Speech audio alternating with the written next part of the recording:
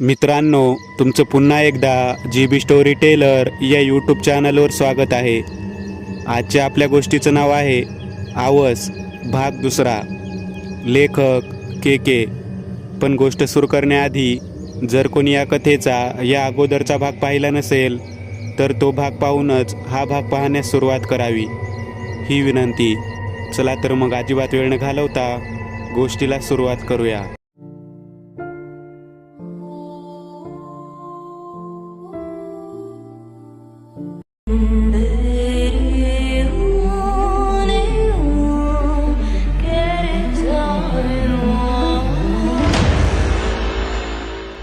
निर्जीव रंग उडालेल्या पुतळ्याकडे क्षणभर बघून राजनने परत नजर रस्त्यावर वळवली. गाडीचा वेग वाढवला. तो पुतळा तिथं काय करत असेल आणि तोही इतका विचित्र, राजन स्वतःशीच म्हणाला. त्याने मन दुसऱ्या विचारात गुंतवून घेण्यासाठी रेडिओ चालू केला. रेडिओवर कुठलं स्टेशन लागत नव्हतं, फक्त खरखर असा आवाज येत होता. राजनने रेडिओ बंद केला आणि तो रस्त्यावर नजर स्थिर ठेवून जीप दामटू लागला. राजन प्लीज मला घेऊन चल. राजन प्लीज मला घेऊन चल. रेडिओ आपोआप सुरू झाला आणि रेडिओमधून जयचा आवाज येत होता. राजनचं डोकं सुन्न झालं. भीतीने अंगावर काटा आला. त्याने रेडिओचे बटन दाबून रेडिओ बंद करायचा प्रयत्न केला. राजन, रेडिओ बंद नको करूस, मलाही घेऊन चल, नाहीतर तू पण माझ्याकडे ये. जयचे विभत्स हास्य ऐकून राजनच्या काळजाचा थरकाप उडाला. त्याने पूर्ण ताकदीने रेडिओ सॉकेटमधून बाहेर खेचला आणि चालत्या गाडीतून बाहेर फेकून दिला.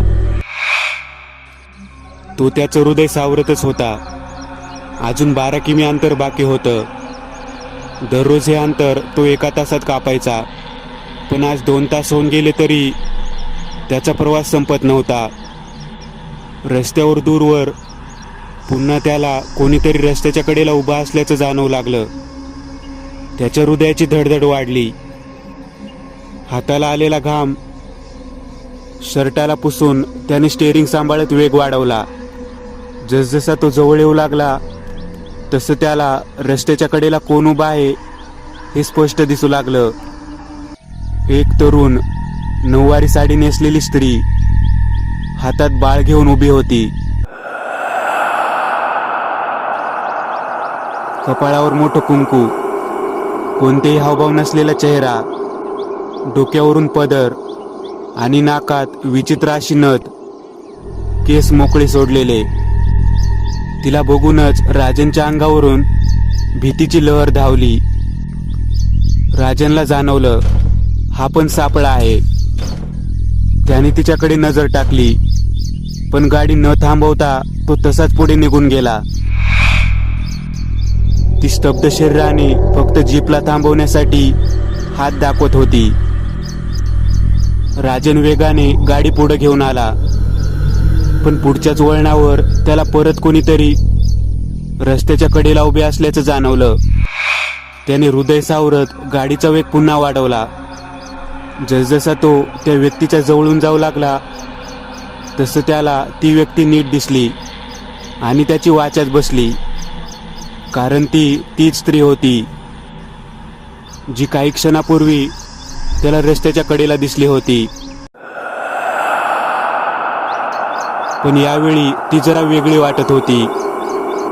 तिच्या कडेवरचं मूल जरा मोठं वाटत होतं आणि मगाशी बघितलं होतं तेव्हा ती 25 ते 30 वयातली तरुणी होती, पण आता ती जरा वयस्कर वाटत होती. राजनने देवाचं नाव घेतलं. ती गाडीला हात दाखवत राहिली, पण राजनने पटकन गाडी तिच्या समोरून पळवली. त्याला घाम फुटला होता. काहीच विचार करण्याच्या परिस्थितीत तो नव्हता. त्याने मागे वळूनही पाहिलं नाही. तसाच तो थोडा पुढे आला. अगदी 100 मीटर अंतर पार केलं असेल. दूरवर पुन्हा कोणीतरी स्त्री उभी असल्याचा आभास त्याला होऊ लागला. जसजशी गाडी जवळ आली, हेडलाईटच्या प्रकाशात खूप विचित्र दृश्य त्याने पाहिलं. कारण रस्त्याच्या कडेला नऊवारी साडीत एक म्हातारी उभी होती. तिच्या बकोटीला एक पोर होतं. त्या म्हातारीचा चेहरा अगदी त्या मुलीच्या चेहऱ्याशी मिळता जुळता होता. म्हणजे ती तरुणी म्हातारी झाल्यावर अगदी अशीच दिसेल. ती जीपला हात करत उभी होती. राजनने गाडी न थांबवता पुढे नेली. तशी त्या म्हातारीची किंकाळी कानाचे पडदे फाडत राजनच्या कानावर आदळली. तिचं विवळणं राजनच्या कानाचे दडे बसवत होते. राजनने स्वतःला सावरत गाडी वेगात पुढे नेली. अगदी तिची किंकाळी बंद होईपर्यंत. तिची किंकाळी पूर्णपणे बंद झाली होती. थोडा पुढे आला आणि त्याने मागे वळून पाहिलं. आता तिथं कोणीच नव्हतं. राजननी नजर पुन्हा रस्त्यावर घेतली. तो त्या म्हातारीच्या किंकाळीने चांगलाच घाबरला होता. गाडीच्या इंजिनच्या आवाजाव्यतिरिक्त कसलाही आवाज त्याचं हृदय थरथरवत होता. घामाने तो ओलाचिंब झालेला होता. मृत्यू कधी कुठल्या मार्गाने येईल हे सांगता येत नव्हतं.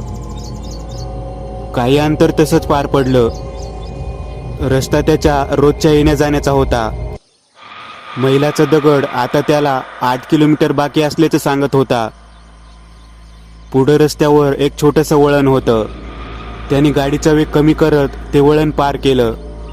वळणावरून त्याला गाडीच्या मागे कोणीतरी पळत येत असल्याचा भास झाला. त्याने सावधपणे मागे वळून पाहिलं. गाडीच्या मागे 2 विचित्र अशी दिसणारी मुलं पळत होती. अंगावर फक्त एक कपडा गुंडाळलेला, गळ्यात कसले तरी विचित्र माळा आणि काळ्या रंगाची दिसणारी ती पोरं कातकरी भाषेत काहीतरी बरळत जीपच्या मागे पळत होती. विचित्र आणि तेवढंच भयानक ते दृश्य पाहून राजनला जवळजवळ मृत्यू दिसल्यासारखं झालं. राजन जीप पळवत पळवत पुढं आला. त्या पोरांचं ओरडणं हळूहळू ऐकू यायचं बंद झालं. भुरभुर असा पाऊस आता सुरू झाला होता. चित्रविचित्र घटना काही कमी होत्या जो आता पाऊस पण सुरू झाला. राजन स्वतःशीच म्हणाला. हळूहळू भुरभुर पाऊस मुसळधारपणे येऊ लागला. आता गाडी चालवणं अधिकच अवघड होणार होतं. कारण पुढच्या काचेवर पाणी साचू लागलं.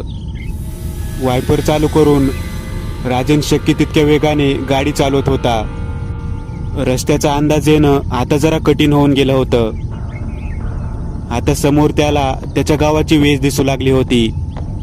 पण शेरगाव कधी पार केलं मी? तो स्वतःशीच म्हणाला. कदाचित या सगळ्या अघोरी घटनांमुळे मला समजलं नसेल. कारण अंधार पण खूप होता. त्या भागात पावसाळ्यात 8 ते 8 दिवस लाईट नसते. त्यामुळं कदाचित मला समजलं नसेल. त्याने सुटकेचा निश्वास टाकला.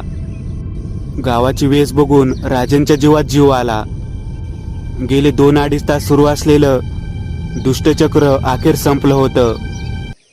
त्याने गावाच्या वेशीतून गाडी आत घेतली.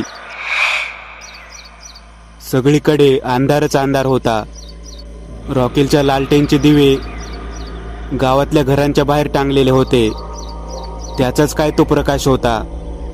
आणि राजनच्या जीपचा हेडलाईट. सगळीकडे स्मशान शांतता पसरलेली होती. राजनने जीप घरासमोर लावली. मोबाईलच्या बॅटरीच्या प्रकाशात तो खाली उतरला. चालत दरवाजापाशी गेला. दाराची कडी वाजवणारच होता, पण त्याच्या लक्षात आले की दार उघडेच आहे. दार हळूच ढकलून तो आत शिरला. बाहेरची खोली रिकामी रिकामी दिसत होती. तो पाणी पिण्यासाठी स्वयंपाक खोलीत गेला. पण रोजच्या जागी असलेला पाण्याचा माठ तिथं नव्हता. सुमित्रा, हे सुमित्रा, त्याने बायकोला आवाज दिला, पण कसलाच प्रतिसाद मिळाला नाही. तो किचन मधून बाहेर आला आणि झोपायच्या खोलीकडे आला. खोलीचं दार अलगद ढकलून तो आत शिरला. पलंगावर कोणीच नव्हतं, ना सुमित्रा ना बंटी. एवढ्या रात्रीचे गेले कुठं? राजनला काळजी वाटू लागली. बहुतेक सुमतीकडे गेले असतील. सुमती ही राजनची बहीण शेजारीच राहायची, कारण तिचं सासर शेजारीच होतं. राजन खुर्चीवर टेकला आणि डोळे मिटून जरा विसावतच होता तितक्यात, काय हो, त्या बाईसाठी गाडी का नाही थांबवलीत? हे शब्द राजनच्या कानावर पडले. आवाज सुमित्राचा होता. राजनच्या काळजात चर झालं. सुमित्रा, कुठे आहेस तू? तो पुतळा तिथं काय करत होता? परत सुमित्राच्या आवाजात ते वाक्य राजनच्या कानावर पडलं आणि त्याला काय वाटलं कुणास ठाऊक. तो तडकाफडकी खुर्चीवरून उठला आणि चाच पडत दरवाजातून बाहेर पडला आणि समोर जीपच्या आत शिरला. त्याने गाडीचं इंजिन सुरू करून हेडलाईट चालू केले. हेडलाईटच्या प्रकाशात त्याने घराकडे नजर टाकली आणि त्याच्या पायाखालची जमीन सरकली, कारण घराच्या जागेवर गर्द झाडीखेरीज दुसरं काहीच नव्हतं. त्याने हेडलाईटच्या प्रकाशात समोर पाहिलं. समोर त्याच सुनसान अंधाऱ्या रस्त्याखेरीज दुसरं काही नव्हतं. परत रस्त्यावरच असल्याचं त्याच्या लक्षात आलं. गाव, घर हा सगळा फक्त एक भ्रम असल्याचं लक्षात येताच दुष्ट शक्ती त्याच्या मेंदूशी खेळत होती. त्याने गिअरमध्ये गाडी टाकली आणि जीवाच्या आकंताने तो गाडी पळवू लागला. ही धावपळ कधी संपणार असा विचार त्याच्या मनात येत होता. तो जमेल त्या वेगाने गाडी दामटत निघाला. हेडलाईटच्या डिपरच्या प्रकाशात त्याला रस्त्याच्या कडेला उभी एक बस लांबून दिसली. त्याच्या पोटात गोळा उभा राहिला. त्या दिशेला बघायचंही नाही आणि पटकन गाडी सुसाट न्यायची हे ठरवून त्याने गाडी टॉप गिअरमध्ये टाकली. बस आणि त्याच्या गाडीतलं अंतर कमी कमी होत होतं. राजनची जीप बसच्या बाजूने जाऊ लागली. न राहत त्याची नजर बसच्या दिशेला पडली आणि एक भयंकर दृश्य त्याच्या नजरेस पडलं. बसच्या आतून प्रचंड दुर्गंध येत होता. बसच्या आत लाईट चालू होती आणि त्याच प्रकाशात त्याला बसमध्ये दाटीवाटीने बसलेली, अर्धवट जळालेली, रक्तात माखलेली शरीरे दिसली. राजनला आठवलं, 5 वर्षापूर्वी लग्नाचं वऱ्हाड घेऊन माणगावला निघालेली बस याच रस्त्यावर अचानक पेटली होती. सगळी वऱ्हाडी मंडळी जळून होरपळून मेली होती. राजनच्या काळजाचा ठोका चुकला. जीप त्या बसच्या जवळून जाताच त्या बसमधील अर्धवट जळालेली शरीर खिडकीपाशी येऊन जीपकडे बघत किंकाळ्या फोडू लागली, विवळू लागली. राजन जीव वाचवत त्या पट्ट्यातून निघाला खरा, पण ठराविक वेळाने घडणाऱ्या भयंकर घटना त्याच्या धैर्याचा अंत बघत होत्या. आता अंतर 6 किलोमीटर बाकी होतं, पण तरीही ते 600 किलोमीटर इतकं दूर वाटत होतं. राजन, हे राजन, कुठे गेलास मला सोडून? अरे मी तिथंच थांबलोय तुझी वाट बघत.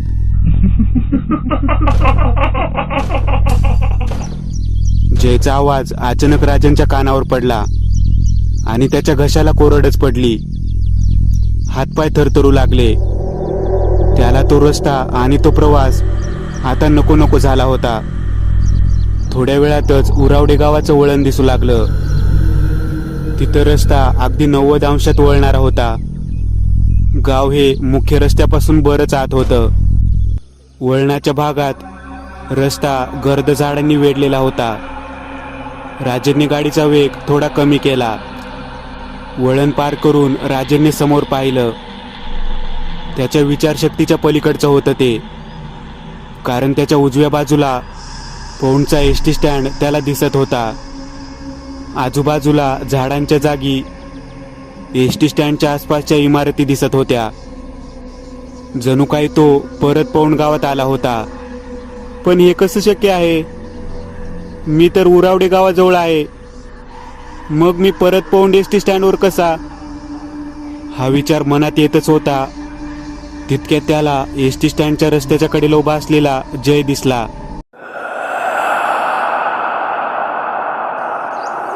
सिगारेट ओढत उभा राहून तो राजनच्या जीपकडे बघत स्मित हास्य करत होता.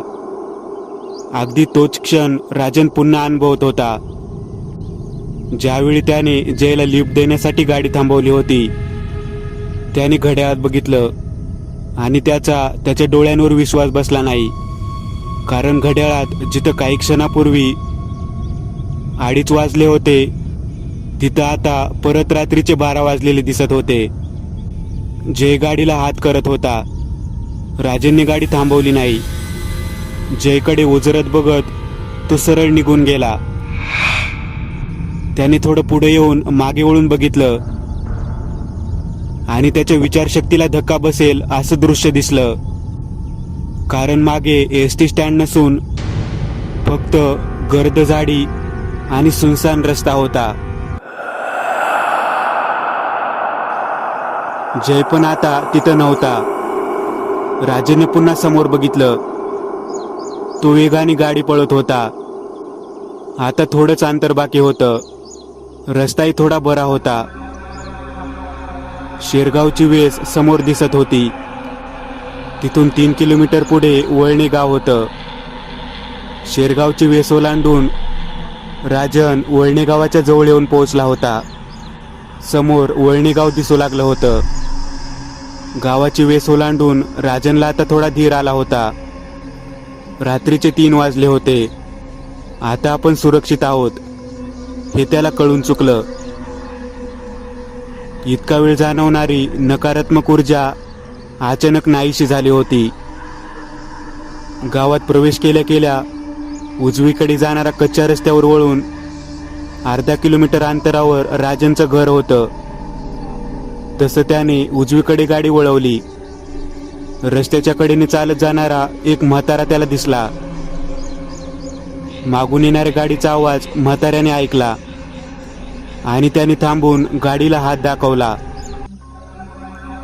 राजनच्या ओळखीचा नव्हता, पण आता तो शापित रस्ता संपला आहे, त्यामुळे आता धोका नाही असं त्याला वाटलं. त्याने गाडी थांबवली. बाळा, जरा थोडं पुढंपर्यंत सोडतोस का? म्हाताऱ्याने विचारलं. हो मामा, त्यात काय, बसा की. म्हातारा दार उघडून आत बसला.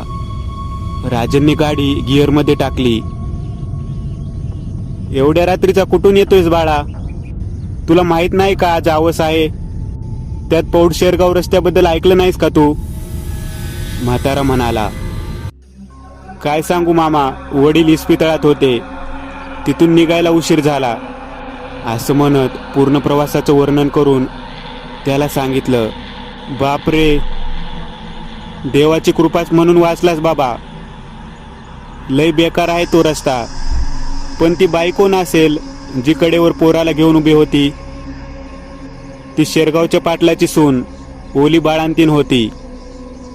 औसेच्या रात्रीला तिला हॉस्पिटलला घेऊन जाताना मेली ती. त्याच रस्त्यावर 35 वर्ष झाली त्या गोष्टीला. असं म्हणतात ती 3 ठिकाणी उभी असलेली दिसते, तरुण, प्रौढ आणि म्हातारीच्या रूपात. बापरे मामा, मला एक पुतळा पण दिसला होता तिथं. रस्त्याच्या कडेला रंग उडालेला पुतळा. राजन रस्त्यावर बघत म्हणाला. समोर त्याचं घर त्याला लांबून दिसत होतं. कोणता पुतळा? हाच का जो तुझ्या गाडीच्या मागच्या सीटवर आहे. म्हातारा म्हणाला. ते वाक्य ऐकून राजनने दचकून मागच्या सीटवर बघितलं आणि त्याच्या डोक्याला झिंझिण्या आल्या, कारण जीपच्या मागच्या सीटवर तो अंग चोरून बसलेल्या म्हाताऱ्याचा रंग उडालेला पुतळा राजनला दिसला होता. त्याची वाचाच बसली. राजनचा मेंदू आणि मन दोन्ही सुन्न झालं होतं. त्याने म्हातारेकडे नजर फिरवली. त्याच्या चेहऱ्यावर एक विकृत स्मित हास्य उमटलं होतं. कोण आहेस तू? राजनने थरथरत विचारलं. मीच आहे तो कोपलेला कुलपुरुष. जय बनून मीच तुझ्या गाडीत बसलो होतो. हा पुतळा माझाच आहे. आवाज संपायला अजून काही क्षण बाकी आहेत आणि माझं सावज मी इतक्या सहज सोडत नाही. माणसाचं रक्त पिऊनच माझी तहान भागते. तो विकृतपणे हसत होता. त्याचं ते हास्य बघून राजनच्या तोंडून एक किंकाळी बाहेर पडली. दुसऱ्या दिवशी राजनची जीप त्याच्या घरापासून अगदी हाकेच्या अंतरावर उभी असलेली सापडली. पण आजपर्यंत कोणालाच माहिती नाही की राजनचं नक्की काय झालं. आजही दर अवसेला तो कुलपुरुष जयच्या रूपात त्या रस्त्यावर सावजाची वाट बघत उभा असतो. मित्रांनो, आज पुरतं एवढंच. तुम्हाला जर काही गोष्ट आवडली असेल तर नक्की लाईक करा. तुमच्यापैकी बरेचसे जण व्हिडिओ लाईक न करताच पळून जातात. पण हा जर व्हिडिओ तुम्ही लाईक केला तर मला जरा बरं वाटेल आणि असेच भारी भारी व्हिडिओ बनवायची माझ्यात एनर्जी येईल. त्यामुळे नक्की लाईक करा. आणि अजूनही कोणी या चॅनलला सबस्क्राईब केलेलं नसाल तर लगेच सबस्क्राईब करून टाका. आणि बाजूची घंटी ती मात्र दाबायला विसरू नका. देवाची घंटी आहे ती. चला तर मग पुन्हा भेटूया अशीच एक आगळी वेगळी गोष्ट घेऊन पुढच्या भागात.